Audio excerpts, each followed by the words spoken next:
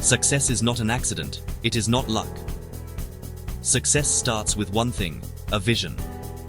If you don't have a vision, if you don't know where you're going, you will drift through life and end up nowhere. I was born in 1947 in Austria, after World War II. Even as a kid, I knew this was not my place. I couldn't see myself becoming a farmer or working in a factory, even though that was what my parents wanted for me. That was their vision, not mine. Deep inside, I felt I was meant for something bigger, something special, something extraordinary. When I was 11 years old, they showed us a documentary at school about America. Skyscrapers, massive bridges, 6-lane highways. And in that moment, I said to myself, that's where I belong. Not here. Not surrounded by small buildings and small dreams. One day I walked into a small store and saw a bodybuilding magazine. On the cover was Reg Park, a champion bodybuilder, a movie star, successful, famous. And I said to myself, this is the blueprint for my life. I will become a bodybuilding champion. I will get into movies. And I will become successful. Do you know how powerful that felt?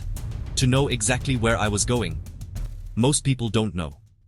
But I did. That's why when people saw me training 5 or 6 hours a day, they asked me why I was working so hard, why I always had a smile on my face. And I told them, because I'm not just working out, I'm chasing a goal. Every rep takes me closer. Every set takes me closer. Every drop of sweat turns the vision into reality. The goal was right in front of me, and I was aiming straight at it. At 20 years old, I went to London and became the youngest Mr. Universe. It happened because I had a clear goal.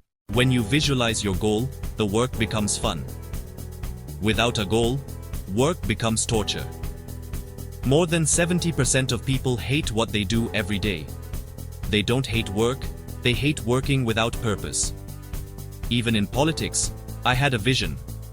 I said I would become the governor of California. People told me to start smaller. They told me it was impossible. They told me I would never make it. 2 months later, I was governor. Not because I was lucky, but because I could see it before anyone else could.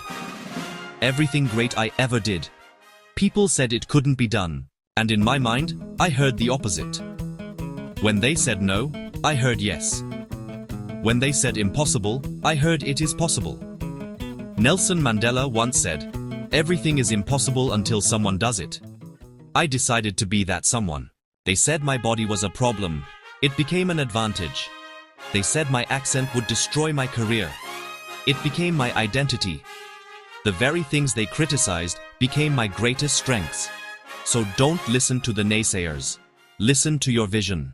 And when someone tells you that your idea is stupid or that you will never succeed, you don't need to say anything out loud. Just say it in your mind. What do you know?